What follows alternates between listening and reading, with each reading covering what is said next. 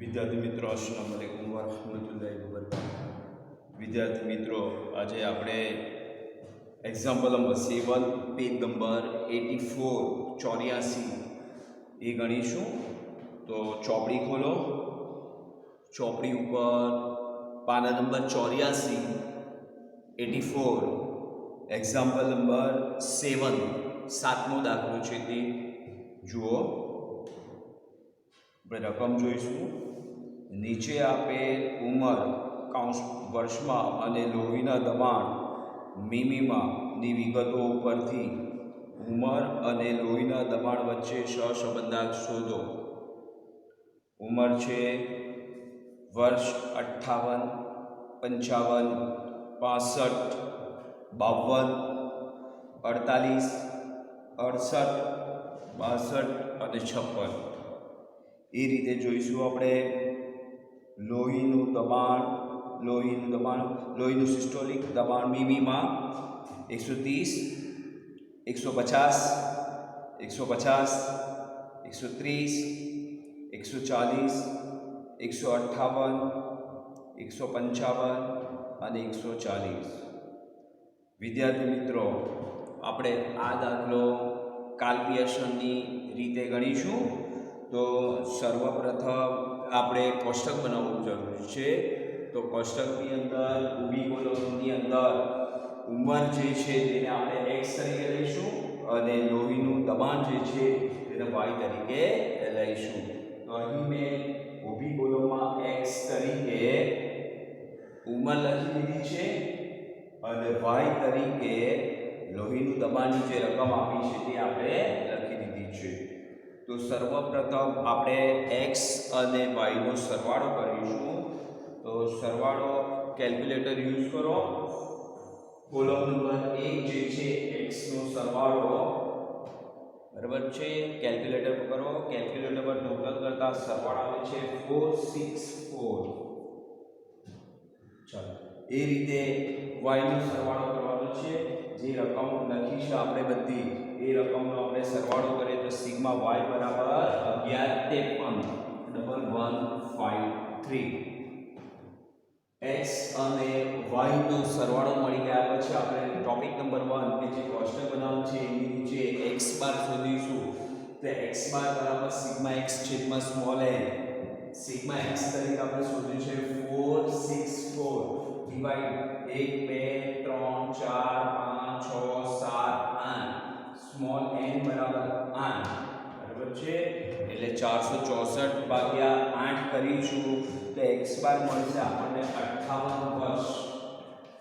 58 વર્ષ એટલે x નો x બાર આ x ના આધારે x બાર મળે છે 58 વર્ષ 58। ચાલો y બાર તો 1153 ભાગ્યા 8 કેલ્ક્યુલેટર ઉપયોગ કરીશું। કેલ્ક્યુલેટરનો ઉપયોગ કરતા આપણને મળે છે 144.12 મિલી બરાબર છે। મિલીગ્રામમાં લખી શકીએ મિલીમીટર 144.12 મિલીમીટર। y બાર મળે છે 144.12 અને x બાર મળે છે 58 વર્ષ। આપણે લાસ્ટ દાખલાની અંદર લાસ્ટ જે આપણે પીરિયડની અંદર લાસ્ટ દાખલો ગણ્યો કે જેમાં આપણે મેં કહ્યું હતું કે x બાર અને y બાર જો પૂર્ણાંકમાં આવે તો આપણે x - x બાર વાળી મેથડ કરીએ છીએ। પણ જો x બાર અને y બાર બેમાંથી એક કે બંને જો અપૂર્ણાંકમાં આવે પોઈન્ટમાં આવે તો આપણે u સ્ક્વેર v સ્ક્વેર વાળી મેથડ જે લાસ્ટ તાસની અંદર આપણે ગણ્યું છે એ પ્રમાણે ગણીએ છીએ। તો અહીં આપણે જોયું તો x બાર તો 58 આવે છે પણ y બાર 144.12 આવે છે એટલે પોઈન્ટમાં આવે છે અપૂર્ણાંકમાં આવે છે। આવા સંજોગોમાં આપણે x - x બાર પહેલી મેથડ છે, બીજી મેથડ છે x2 y2 પણ આપણે અહીંયા જોઈશું કઈ જે કિંમતો છે એ કિંમત મોટી છે તેથી આપણે ટૂંકી રીત જે uv ની રીત કહેવાય છે uv ની રીતથી આપણે દાખલો ગણીશું બરાબર છે। તો અહીં x બાર 58 છે અને y બાર છે 144.12 અહીં પોઈન્ટમાં આવે છે તેથી આપણે યુવી ની રીતે દાખલો ગણીશું. યુવી ની રીતે દાખલો ગણવા માટે આપણે કોષ્ટક તૈયાર કરીએ.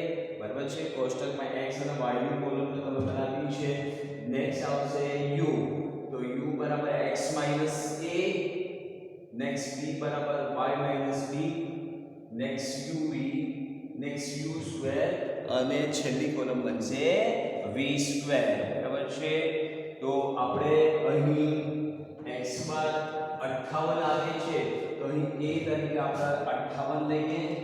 58 બરાબર છે. આપણો x બાર 58 આવે છે એટલે આપણે a તરીકે 58 લઈએ અને v બરાબર y - b, તો v બરાબર y - b, તો v તરીકે અહીં 144.12 આવે છે. તો ગણતરીની સરળતા માટે આપણે b તરીકે આપણે લઈશું 150 એટલે x માંથી a બાદ કરીશું, y માંથી b બાદ કરીશું એટલે આપણને u અને v મળી જશે. ચાલો શરૂઆત કરીએ. સર્વપ્રથમ u ની, તો આપણે a તરીકે 58 લીધો છે. a બરાબર 58, તો અહીં x પહેલી જોઈએ તો 58 માંથી 58 જશે એટલે 0. નેક્સ્ટ 55 માંથી 58 જશે એટલે -3. બરાબર છે. 65 માંથી 58 જશે, 65 માંથી 58 જશે એટલે પ્લસમાં આવશે 7. નેક્સ્ટ 52 માંથી 58 જશે એટલે -6 આવશે. 48 માંથી 58 જશે એટલે -10. 68 માંથી 58 જાય એટલે +10. 62 માંથી 58 જશે એટલે +4 અને 56 માંથી 58 જશે એટલે -2 થશે. હવે શું કરવાનું છે કે આપણે u નો સરવાળો સિગ્મા u તરીકે, તો આપણે જે માઈનસ રકમ અને પ્લસ રકમ છે એ ચેક કરીએ. તો માઈનસ રકમ ચેક કરીએ આપણે. 3 6 ને 3 9, 19 ને 2 21. માઈનસ રકમ 21 છે, પ્લસ રકમ જોઈએ તો 7 ને 10 17 ને 4 21 એટલે 21 બંને 21 છે. બરાબર છે. એટલે સિગ્મા u બરાબર આપણો 0. સિગ્મા u બરાબર 0. ચાલો નેક્સ્ટ આવીએ v બરાબર y - b, તો y આપણે અહીં આ y ની રકમ છે અને b તરીકે આપણે 150 લીધો છે. તો 130 માંથી 150 જશે. બરાબર છે. 130 માંથી 150 જાય એટલે -20. 150 માંથી 150 જશે એટલે 0. ફરીથી 0. 150 માંથી 150 જાય એટલે 0. 130 માંથી 150 જશે એટલે -20. ચાલો 140 માંથી 150 જશે એટલે -10. 158 માંથી 150 જાય એટલે +8. 155 માંથી 150 બાદ કરીએ એટલે +5 અને છેલ્લે 140 માંથી 150 જશે એટલે -10. કે કેલ્ક્યુલેટર ઉપયોગ કરીએ તો આપણને સરળતાથી અથવા મોડે પણ આપણે કરી શકીએ. હવે શું કરવાનું છે? પ્લસ રકમ અને માઈનસ રકમ. તો અહીં માઈનસ રકમ જોઈએ 20 ને 20 10, તો 20 ને 20 40, 40 ને 10 50 ને 10 60. માઈનસ રકમ 60 છે અને પ્લસ રકમ જોઈએ તો 8 ને 5 13 એટલે -60 છે. એમાંથી આપણે પ્લસ રકમ 13 છે તે બાદ કરીએ તો ડિફરન્સ આવશે -47. ડિફરન્સ આવશે -47 કે માઈનસ રકમ વધારે છે અને પ્લસ રકમનો સરવાળો ઓછો છે, તો વધારામાંથી ઓછી બાદ કરીએ તો માઈનસમાંથી પ્લસ રકમ બાદ કરી દઈએ એટલે -47. ચાલો આગળ વધીએ. હવે uv એટલે શું કરવાનું છે કે u અને v જે છે એનો ગુણાકાર કરવાનો છે. બંનેનો ગુણાકાર. તો 0 ગુણ્યા -20 એટલે 0. 3 નો 0 સાથે ગુણાકાર એટલે 0. 7 નો 0 સાથે ગુણાકાર એટલે 0. અહીં -6 ગુણ્યા -20 એટલે +120. બરાબર, +120 કે માઈનસ અને માઈનસ નો ગુણાકાર એટલે પ્લસ થઈ જશે. 10 ગુણ્યા 10 +100. 10 ગુણ્યા 8 એટલે 80. 20 અને પ્લસ રકમ 20.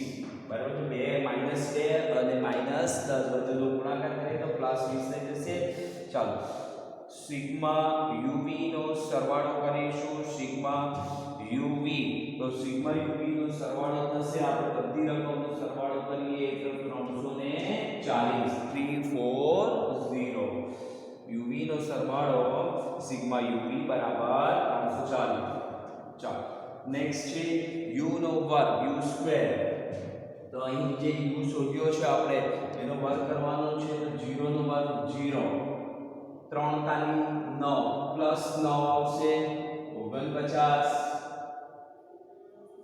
36 100 16 અને 4 એ u સ્ક્વેર નો સરવાળો કરીશું u નો વર્ગ જે છે એનો સરવાળો કરીશું કેલ્ક્યુલેટરનો ઉપયોગ કરો કેલ્ક્યુલેટરનો ઉપયોગ કરતા આપણને સરવાળો સિગ્મા u સ્ક્વેર 314 મળશે 314 ચાલો આગળ વધીએ v સ્ક્વેર તો v નો વર્ગ તો અહીં -20 છે -20 ગુણ્યા -20 કરીશું એટલે +400 થઈ જશે +400 ચાલો નેક્સ્ટ 0 નો વર્ગ 0 ફરીથી 0 છે તેનો વર્ગ 0 થશે 20 નો વર્ગ કરીશું 20 * 400 10 નો વર્ગ 100 પ્લસમાં 64 25 અને 100 આપણે સિગ્મા v સ્ક્વેર કરીને સરવાળો કરીશું સરવાળો આવશે 1089 સિગ્મા v સ્ક્વેર બરાબર 1089 સિગ્મા v સ્ક્વેર બરાબર 1089 તો વિદ્યાર્થી મિત્રો આપણે u ની રિલેટેડ ટૂંકી રીતે દાખલા ગણવાના છે તો સર્વપ્રથમ આપણે કોષ્ટક તૈયાર કર્યો છે કે જ્યારે x બાર અને y બાર અપૂર્ણાંકમાં આવે છે તો તે સંજોગોની અંદર આપણે x2 y2 વાળી મેથડ કરી શકીએ અને બીજી મેથડ છે uv ની રીત ટૂંકી રીત અહીં આપણે uv ની રીત એટલા માટે કરી છે કે x અને y ની જે કિંમત આપી છે બરાબર છે એ કિંમત મોટી હોવાથી આપણે ટૂંકી પદ્ધતિએ ટૂંકી રીતથી દાખલો ગણીએ છીએ તો આ રીતે આપણે uv ની રીતે દાખલો ગણવા માટે આપણે સર્વપ્રથમ કોષ્ટક તૈયાર કર્યું છે ચાલો નેક્સ્ટ સ્ટેપ પર જઈએ તો હવે આપણે નીચે હેડિંગ્સ આપીશું સહસંબંધક સૂત્ર છે સ્મોલ r સહસંબંધક બરાબર n sigma uv minus sigma u ગુણ્યા સિગ્મા v છેદમાં વર્ગમૂળની અંદર n sigma u square minus sigma u આખાનો વર્ગ ગુણ્યા વર્ગમૂળની અંદર n sigma v square minus sigma v આખાનો વર્ગ આ આપણું સૂત્ર છે આપણું સૂત્ર વર્ગમૂળની અંદર આ છે છેદની રકમ વર્ગમૂળની અંદર અને ઉપર આપણે ગઈકાલે આગળના દાખલાઓ ગણ્યા એની અંદર આપણે xy ની મેથડ કરી હતી x પર y સ્ક્વેર તો u ની જગ્યા પર x અને v ની જગ્યા પર y આવે છે x ની જગ્યા પર u આવે છે અને y ની જગ્યા પર v આવે છે એ સૂત્ર છે બરાબર છે ચાલો દાખલાની અંદર સૂત્રમાં આપણે રકમ મૂકીએ આગળ વધીએ આપણે n એટલે આપણે 8 ગુણ્યા uv સિગ્મા uv તો સિગ્મા uv છે આપણો 340 માઈનસ સિગ્મા u તો સિગ્મા u આપણો 0 ગુણ્યા સિગ્મા v છે સિગ્મા v માઈનસ 47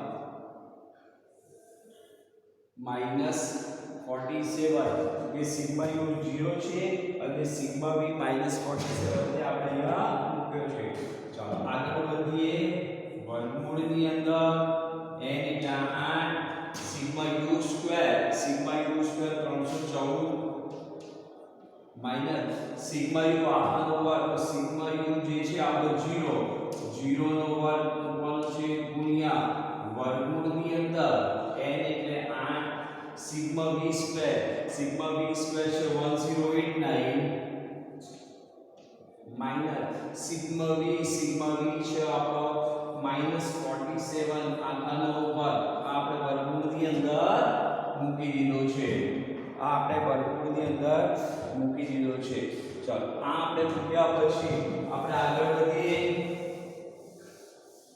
સૂત્રમાં આપણે આગળ વધીએ બરાબર છે 8 * 340 પહેલા કરીશું કેલ્ક્યુલેટરનો ઉપયોગ કરો 8 * 340 તો આપણો જવાબ આવશે માટે 27 20 અને 0 નો ગુણાકાર -47 સાથે એટલે 0 થાય છે એટલે મૂકવાની જરૂર નથી 0 થઈ જશે બરાબર છે એટલે 27 20 માંથી 0 જાય એટલે 27 20 નેક્સ્ટ વર્ગમૂળની અંદર 8 * 314 8 * 314 કેલ્ક્યુલેટર ઉપયોગ કરો એટલે 2512 અને 0 નો વર્ગ 0 એ 25 12 માંથી 0 જશે એટલે 25 12 જ જશે ગુણ્યા વર્ગમૂળની અંદર 8 * 1 1089 8 * 1089 કરીએ તો આપણો ગુણાકાર આવશે કેલ્ક્યુલેટર ઉપયોગ કરતા 8712 માઈનસ હવે -47 ગુણ્યા -47 કે -47 નો સ્ક્વેર કરીએ તો સ્ક્વેર થાય છે આપણો 2209 ચલો આગળ વધીએ આપણે 27 20 છેદમાં 25 12 ગુણ્યા બીજા વર્ગમૂળની અંદર 87 12 માંથી 2209 બાદ કરો 87 12 માંથી 2209 બાદ કરતા ડિફરન્સ આવે છે કેલ્ક્યુલેટર ઉપયોગ કરતા 6503 હવે આજુ આગળ આપણે વધીએ અહીંયા બરાબર છે આગળ વધીએ માટે 27 20 છેદમાં વર્ગમૂળની અંદર શું કરીશું 25 12 અને 6503 નો ગુણાકાર કરીશું બરાબર છે બંનેનો ગુણાકાર કરતા આપણો આવે છે ગુણાકાર 1633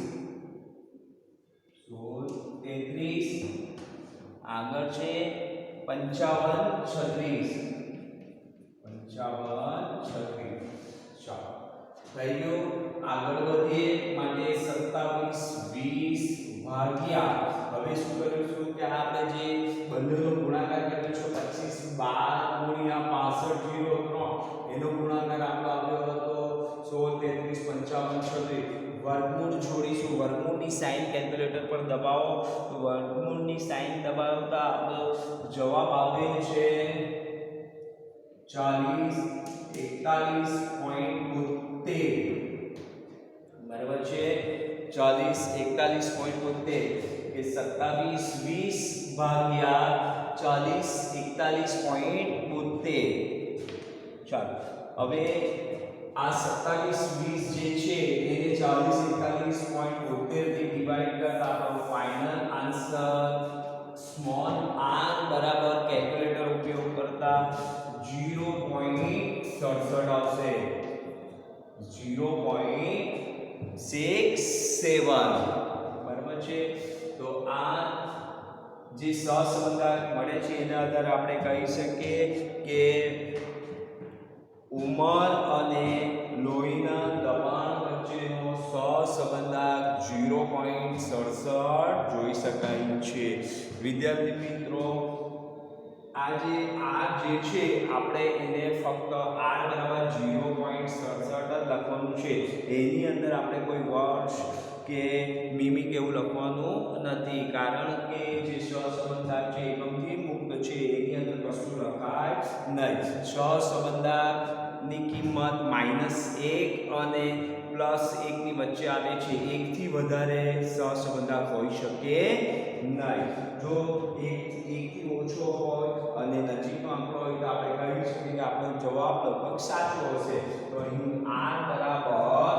એટલે ચલ x અને ચલ y એટલે ઉંમર અને લોહીના દબાણ વચ્ચે આપણને સહસંબંધ r બરાબર 0.67 મળે છે તો વિદ્યાર્થી મિત્રો આપણે આ દાખલો ટૂંકી રીતે ગણ્યો છે uv ની રીત કયા સંજોગોમાં કે x બાર અને y બાર 0.67 પોઈન્ટમાં આવે છે, અપૂર્ણાંકમાં આવે છે.